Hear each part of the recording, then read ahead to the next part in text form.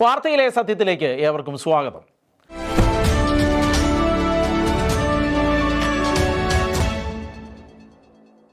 രണ്ടായിരത്തി 18 മഹാപ്രളയത്തിന്റെ ഓർമ്മകൾ മായും മുൻപ് കേരളം വീണ്ടും സമാനമായ ഒരു ദുരന്തത്തിന്റെ വക്കിലെത്തി നിൽക്കുകയാണ്.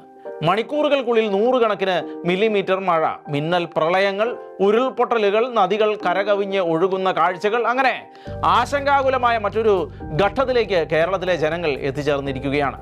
ആയിരക്കണക്കിന് ആളുകളാണ് ഇതിനോടകം ദുരിതാശ്വാസ ക്യാമ്പുകളിലേക്ക് പ്രാണരക്ഷാർത്ഥം ചേക്കേറിയത്. എല്ലാം കണ്ട് വീർപ്പടക്കിയിരിക്കുന്ന ഓരോ മലയാളിയുടെയും മനസ്സിൽ ഒരേയൊരു ചോദ്യമാണ് ഉയരുന്നത്: എന്തുകൊണ്ടാണ് കേരളത്തിലെ മഴയുടെ സ്വഭാവം ഇത്രയധികം മാറിയത്? ഇത് വെറും പ്രകൃതിയുടെ പ്രതിഭാസമാണോ, അതോ സ്വയം നിലനിൽപ്പിൻ്റെ തന്നെ ചുവട്ടടിയിലെ മണ്ണ് തോണ്ടിയെടുത്തുകൊണ്ട് മനുഷ്യൻ തന്നെ സൃഷ്ടിച്ച ഒരു ദുരന്തമാണോ ഇത്? കേരളത്തിലുടനീളം ഇക്കുറി മഴയുടെ പ്രത്യാഘാതങ്ങൾ ശക്തമാണ്. പത്തനംതിട്ട ജില്ലയിലെ റാന്നിയിൽ ഏതാനും മണിക്കൂറുകൾക്കുള്ളിൽ 3 അടി ഉയരത്തിൽ വെള്ളം കയറിയത് കേരളം കണ്ട ഏറ്റവും ഭീകരമായ മിന്നൽ പ്രളയങ്ങളിൽ ഒന്നായിരുന്നു.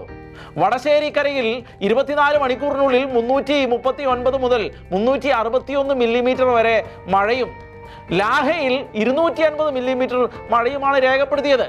കോട്ടയം ജില്ലയിലെ ഈരാറ്റുപേട്ട, പാലാ, തിക്കോയി, എന്തയാർ മേഖലകളിൽ അതിശക്തമായ മഴയോടൊപ്പം ഉരുൾപൊട്ടലും ഉണ്ടാവുകയും മരണങ്ങൾ ഉണ്ടാവുകയും ചെയ്തു. ആയിരക്കണക്കിന് ആളുകളെ ഇവിടെ ദുരിതാശ്വാസ ക്യാമ്പുകളിലേക്ക് മാറ്റിപ്പാർപ്പിക്കേണ്ടി വന്നു. കോഴിക്കോട്ടെ ആനക്കാംപൊയിലും മണിക്കൂറുകൾക്കുള്ളിൽ 100 കണക്കിന് മില്ലിമീറ്റർ മഴയാണ് പെയ്തത്. 2 ദിവസം കൊണ്ട് കേരളത്തിൽ ലഭിച്ച മഴ 245% അധികമാണ്. ഇതിന്റെ ഫലമായിട്ടായിരുന്നു നദികളുടെ അതിവേഗ ഉയർച്ചയും ജനവാസ മേഖലകളിലെ വെള്ളപ്പൊക്കവും എന്നുള്ള റിപ്പോർട്ടുകളാണ് ഇപ്പോൾ പുറത്ത് വരുന്നത്. ഇവിടെ ശ്രദ്ധിക്കേണ്ട ഏറ്റവും പ്രധാനപ്പെട്ട കാര്യം, ഈ പ്രളയത്തിന് കാരണമായി ശാസ്ത്രം പറയുന്നത് എന്താണ് എന്നാണ്. കാലാവസ്ഥാ വകുപ്പ് ഡയറക്ടർ ഡോക്ടർ നീത കെ ഗോപാലിന്റെ വിശദീകരണം അനുസരിച്ച് ഇത് മിന്നൽ പ്രളയം അഥവാ ഫ്ലാഷ് ഫ്ലഡ് ആണ്. അറബിക്കടലിൽ രൂപപ്പെട്ട ന്യൂനമർദ്ദ പാത്തി, ശക്തമായ തെക്ക് പടിഞ്ഞാറൻ മൺസൂൺ കാറ്റ്, ഗുജറാത്ത് തീരത്തെ അതിതീവ്ര ന്യൂനമർദ്ദം സൃഷ്ടിച്ച അന്തരീക്ഷ മർദ്ദ വ്യതിയാനം, കൂടാതെ പസഫിക് സമുദ്രത്തിലെ സൂപ്പർ ടൈഫൂൺ ഡോൾഫിന്റെ പരോക്ഷ സ്വാധീനം എന്നിവ ഒരുമിച്ചെത്തിയപ്പോഴാണ് മണിക്കൂറുകൾക്കുള്ളിൽ അതിശക്തമായ മഴ പെയ്തിറങ്ങിയത്. ഇത് മേഘ വിസ്ഫോടനമായി ഔദ്യോഗികമായി പ്രഖ്യാപിച്ചിട്ടില്ല എങ്കിലും അതിന് സമാനമായ അതിതീവ്ര മഴയായിരുന്നു പെയ്തത്. കേരളത്തിലെ കാലാവസ്ഥാ മാറ്റത്തിന് പിന്നിലെ ഏറ്റവും പ്രധാനപ്പെട്ട കാരണം അറബിക്കടലിലെ താപനിലയിൽ ഉണ്ടാകുന്ന വൻ വർധനവാണ്. ആഗോള താപനവും കാലാവസ്ഥാ വ്യതിയാനവും കാരണം അറബിക്കടൽ മുൻപത്തേക്കാൾ വേഗത്തിൽ ചൂടുപിടിക്കുന്നു. കടൽ ചൂടാകുമ്പോൾ അന്തരീക്ഷത്തിലേക്ക് വൻതോതിൽ നീരാവി ഉയരുന്നു. ഈ വൻ നീരാവി ശേഖരം കേരള തീരത്തേക്ക് വീശുന്ന കാറ്റിനൊപ്പം ചേർന്ന് അതിവേഗത്തിൽ വലിയ മഴമേഘങ്ങളായി മാറുന്നു. ഇതാണ് പെട്ടെന്ന് അതിതീവ്ര മഴ പെയ്യാൻ പ്രധാനമായ കാരണമായി മാറുന്നത്. എന്നാൽ ഈ ശാസ്ത്രീയ വിശദീകരണം ഒരു പുതിയ ചോദ്യവും ഉയർത്തുന്നുണ്ട്. മഴ ശക്തമായത് പ്രകൃതിയുടെ കാരണങ്ങളാൽ ആണ് എങ്കിൽ എന്തുകൊണ്ടാണ് ചെറിയ മഴ പോലും ഇന്ന് കേരളത്തിൽ വലിയ പ്രളയമായി മാറുന്നത്? ഈ ചോദ്യം ശക്തമാകുന്ന ഇടത്താണ് കേരളത്തിൽ പെയ്യുന്ന അഭൂതപൂർവമായ മഴ മനുഷ്യനിർമ്മിതമാണോ, അല്ലെങ്കിൽ അറിഞ്ഞോ അറിയാതെയോ മനുഷ്യൻ ചെയ്യുന്ന തിന്മകളുടെയും കൈപ്പിഴകളുടെയും പരിണത ഫലമായിട്ടുണ്ടാകുന്നതാണോ എന്ന ചോദ്യം ഉയരുകയും ശക്തമാവുകയും ചെയ്യുന്നത്. ഇതിന് പരിസ്ഥിതി വിദഗ്ധർ നൽകുന്ന മറുപടി മനുഷ്യന്റെ വികസന മാതൃകയിലേക്കാണ് വിരൽ ചൂണ്ടുന്നത്. ഒരു കാലത്ത് നെൽവയലുകളും ചതുപ്പ് നിലങ്ങളും മഴവെള്ളം സംഭരിച്ചിരുന്നു. മലഞ്ചെരിവുകളിലൂടെ തട്ടുതട്ടായ കൃഷിരീതികൾ വെള്ളത്തിന്റെ ഒഴുക്ക് നിയന്ത്രിച്ചിരുന്നു. ഇന്ന് അവയിൽ പലതും കോൺക്രീറ്റ് കെട്ടിടങ്ങളും റോഡുകളും റിസോർട്ടുകളും ക്വാറികളും കയ്യേറിയിരിക്കുകയാണ്. എന്നതുകൊണ്ടാണ് പെരുമഴയും തദനന്തരമായ മിന്നൽ പ്രളയങ്ങളുമെല്ലാം മനുഷ്യനിർമ്മിതമാണോ അല്ലയോ എന്ന ചോദ്യം അതീവ ഗൗരവമായി ചർച്ച ചെയ്യപ്പെടുന്നത്. ഈ മേഖലകളിലെല്ലാം വെള്ളം ഭൂമിയിലേക്ക് ഇറങ്ങാതെ അതിവേഗം ജനവാസ മേഖലയിലേക്ക് ഒഴുകുകയാണ് ചെയ്തത്. മറ്റൊരു നിർണായകമായ ചർച്ച 2018 മഹാപ്രളയത്തെ ചുറ്റിപ്പറ്റിയാണ്. അന്നത്തെ പ്രളയം മനുഷ്യനിർമ്മിതമാണെന്ന ഗുരുതരമായ ആരോപണം മുൻ സർക്കാരിന്റെ കാലത്ത് തന്നെ ശക്തമായിരുന്നു. കോൺഗ്രസ് നേതാക്കളിൽ ഒരാളായ മാത്യു കുഴൽനാടൻ അന്നത്തെ ഡാം മാനേജ്മെന്റിലും സ്പിൻവേകൾ തുറക്കുന്നതിലും അഴിമതി നടന്നുവെന്നാണ് ആരോപിക്കുന്നത്. സ്വകാര്യ താൽപ്പര്യങ്ങൾ സംരക്ഷിക്കാനായി ചില ഡാമുകൾ തുറക്കാൻ വൈകിയെന്നും അതാണ് വെള്ളപ്പൊക്കത്തിന്റെ തീവ്രത വർദ്ധിപ്പിച്ചത് എന്നുമാണ് അദ്ദേഹത്തിന്റെ ആരോപണം.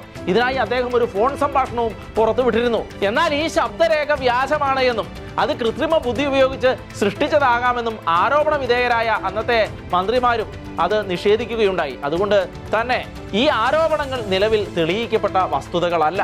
അത്തരം ആരോപണങ്ങൾ അന്നും ഇന്നും ശക്തമാണെങ്കിലും അതൊക്കെ രാഷ്ട്രീയ വിവാദത്തിന്റെ ഭാഗമാണ് എന്നാണ് പൊതുവെയുള്ള വിലയിരുത്തലുകൾ. എന്നാൽ ഇക്കാര്യത്തിൽ കാലാവസ്ഥാ ശാസ്ത്രജ്ഞർ പറയുന്നത് മറ്റൊന്നാണ്. 2018 ഡാമുകൾ ഏകദേശം നിറഞ്ഞ നിലയിലായിരുന്നു. അതിനാൽ അധിക ജലം പുറത്തേക്ക് വിടേണ്ട സാഹചര്യം ഉണ്ടായിരുന്നു. എന്നാൽ 2026 ഇന്ന് സ്ഥിതി വ്യത്യസ്തമാണ്. കേരളത്തിൽ എപ്പോൾ മഴ പെയ്താലും ജനങ്ങൾ ആശങ്കയോടെ ഓർക്കുന്നത് കേരളത്തിലെ ഏറ്റവും പഴക്കം ചെന്ന അണക്കെട്ടായ മുല്ലപ്പെരിയാറിനെ കുറിച്ചും ഒപ്പം അതിനോട് ചേർന്ന് കിടക്കുന്ന ഇടുക്കി അടക്കമുള്ള ഡാമുകളെ കുറിച്ചുമാണ്. എന്നാൽ ഇക്കുറി സ്ഥിതിഗതികൾ തികച്ചും വ്യത്യസ്തമാണ്. ഇടുക്കി ഉൾപ്പെടെയുള്ള പ്രധാന ഡാമുകളിൽ സംഭരണശേഷിയുടെ ചെറിയൊരു ഭാഗം മാത്രമാണ് ജലം നിലവിലുള്ളത്. മുല്ലപ്പെരിയാറിൽ അടക്കമുള്ള ഡാമുകളിലും ജലനിരപ്പ് അപകട നിലയിൽ നിന്ന് വളരെ താഴെയാണ്. അതിനാൽ ഇപ്പോഴത്തെ പ്രളയത്തെ ഡാം തുറന്നതിന്റെ ഫലമായി മാത്രം വിശദീകരിക്കാൻ കഴിയില്ല എന്നാണ് വിദഗ്ധരുടെ വിലയിരുത്തൽ. വീണ്ടും അതേ ചോദ്യം തന്നെ ഇവിടെ ആവർത്തിക്കപ്പെടുകയാണ്. പ്രളയം മനുഷ്യനിർമ്മിതമാകാം എന്ന് ചിലർ ആരോപിക്കുന്നത് പോലെ മഴയും മനുഷ്യനിർമ്മിതമാണോ? ഈ ചോദ്യത്തിന് ശാസ്ത്രം നൽകുന്ന മറുപടി വളരെ ശ്രദ്ധേയമാണ്. മനുഷ്യന് നേരിട്ട് മഴ സൃഷ്ടിക്കാനോ നിയന്ത്രിക്കാനോ കഴിയില്ല എന്ന കാര്യം എല്ലാവർക്കും അറിയാവുന്നത് തന്നെയാണ്. എന്നാൽ മനുഷ്യന്റെ തെറ്റായ പ്രവർത്തനങ്ങൾ ഭൂമിയുടെ കാലാവസ്ഥയെ മാറ്റാൻ കഴിയും. കൽക്കരി, പെട്രോളിയം, പ്രകൃതിവാതകം എന്നിവയുടെ അമിതമായ ഉപയോഗം, വനനശീകരണം, വ്യവസായ മലിനീകരണം, നഗരവൽക്കരണം എന്നിവ മൂലം അന്തരീക്ഷത്തിലെ ഹരിതഗൃഹ വാതകങ്ങളുടെ അളവ് ക്രമാതീതമായി വർദ്ധിക്കുന്നു. അതിന്റെ ഫലമായി ഭൂമി ചൂടാകുകയും ചൂടുള്ള അന്തരീക്ഷത്തിന് കൂടുതൽ ജലബാഷ്പം സംഭരിക്കുകയും പിന്നീട് അത് മഴയായി പെയ്യുമ്പോൾ മുമ്പെങ്ങും ഇല്ലാത്ത തീവ്രതയിൽ അതിശക്തമായ മഴ പെയ്യുകയും ചെയ്യുകയാണ് പതിവ്. അതിനാൽ മഴ മനുഷ്യൻ നേരിട്ട് നിർമ്മിക്കുന്നതല്ല എങ്കിലും മനുഷ്യന്റെ പ്രവർത്തനങ്ങൾ മഴയുടെ സ്വഭാവം മാറ്റുന്നു എന്ന് ലോകമെമ്പാടുമുള്ള കാലാവസ്ഥാ ഗവേഷകർ വിലയിരുത്തുന്നു, വ്യക്തമാക്കുന്നു. ഏതായാലും കാലങ്ങളായി അനുഭവ സമ്പന്നർ വിലയിരുത്തുന്നത് പോലെയുള്ള കാലാവസ്ഥാ വിശേഷങ്ങളിൽ നിന്ന് കേരളം ബഹുദൂരം തെന്നിമാറിയിരിക്കുകയാണ്. ഒന്നും ഉറപ്പിച്ച് പറയാൻ കഴിയാത്ത സാഹചര്യം തന്നെയാണ് സംജാതമായിരിക്കുന്നത്. മഴ പെയ്യേണ്ട സമയത്ത് വലിയ ചൂടും മഴ പെയ്യാതിരിക്കേണ്ട ഓണത്തിൻ്റെയൊക്കെ സമയത്ത് ആർക്കും നിയന്ത്രിക്കാൻ കഴിയാത്ത വിധത്തിൽ മഴ പെയ്ത് വലിയ പ്രകൃതി ദുരന്തങ്ങൾ ഉണ്ടാവുകയും ചെയ്യുന്ന അവസ്ഥയിലേക്ക് കേരളം എത്തിയിരിക്കുന്നു. കേരളത്തിലെ വൈദ്യുതി ഉൽപാദനം മുഴുവൻ പദ്ധതി പ്രദേശത്തെ ഡാമുകളിൽ സംഭരിക്കുന്ന വെള്ളത്തിന്റെ അടിസ്ഥാനത്തിലായതിനാൽ വൈദ്യുതി ഉൽപാദനത്തിന് പര്യാപ്തമായ നിലയിൽ ജലസംഭരണികളിൽ വെള്ളമില്ലാത്ത സാഹചര്യം വലിയ പ്രതിസന്ധി തന്നെയാണ് സൃഷ്ടിക്കുന്നത്. അക്കാര്യങ്ങൾ ഇപ്പോഴേ ശ്രദ്ധിച്ചില്ല എങ്കിൽ കാത്തിരിക്കുന്നത് വലിയ ദുരന്തവും കടുത്ത പ്രതിസന്ധിയും ആയിരിക്കുമെന്ന കാര്യത്തിൽ രണ്ട് പക്ഷമില്ല. ഡാമുകളുടെ സംഭരണ ശേഷി വർദ്ധിപ്പിക്കാനുള്ള അടിയന്തരമായ നടപടികളാണ് സത്വരമായി കൈക്കൊള്ളേണ്ടിയിരിക്കുന്നത്. കേരളത്തിന്റെ പശ്ചിമഘട്ടവും ഇതിന്റെ ആഘാതം ഏറ്റവും കൂടുതൽ അനുഭവിക്കുന്ന പ്രദേശങ്ങളിലൊന്നാണ്. വികസന പ്രവർത്തനങ്ങളുടെ പേരിൽ മലകൾ വെട്ടിമാറ്റൽ, ക്വാറികളുടെ വ്യാപനം, ചെരുവുകളിലെ അനിയന്ത്രിതമായ നിർമ്മാണങ്ങൾ, വനനശീകരണം എന്നിവ മഴവെള്ളത്തിന്റെ സ്വാഭാവിക ഒഴുക്കിനെ മാറ്റിമറിച്ചു. അതിനാൽ ഒരേ അളവിലുള്ള മഴ പോലും മുമ്പത്തേക്കാൾ കൂടുതൽ ഉരുൾപൊട്ടലുകൾക്കും മണ്ണിടിച്ചിലുകൾക്കും പ്രളയങ്ങൾക്കും കാരണമായി മാറുന്നു. അതായത് കുറച്ചുകൂടി വ്യക്തമായി പറഞ്ഞാൽ ദുരന്തത്തിന്റെ തീവ്രത വർദ്ധിപ്പിക്കുന്നത് പ്രകൃതിയും മനുഷ്യനും ചേർന്നുള്ള സ്വാധീനമാണ് എന്ന കാര്യമാണ് ഇവിടെ സ്ഥിരീകരിക്കപ്പെടുന്നത്. കാലാവസ്ഥാ പ്രവചന സംവിധാനങ്ങളെയും ഈ ദുരന്തം വലിയ ചോദ്യചിഹ്നമായി മുന്നിൽ നിർത്തിയിരിക്കുകയാണ്. കാലാവസ്ഥാ വകുപ്പ് ഓഗസ്റ്റിൽ സാധാരണ നിലയിൽ കുറഞ്ഞ മഴയാണ് പ്രതീക്ഷിച്ചത് എങ്കിലും മണിക്കൂറുകൾക്കുള്ളിൽ സ്ഥിതി മാറുന്ന സാഹചര്യമുണ്ടായി. ചില പ്രദേശങ്ങളിൽ ഓറഞ്ച് അലേർട്ട് ഉണ്ടായിരുന്നുവെങ്കിലും റെക്കോർഡ് മഴ ലഭിച്ചു. ചിലയിടങ്ങളിൽ കൃത്യസമയത്ത് മുന്നറിയിപ്പ് നൽകാൻ കഴിഞ്ഞില്ല.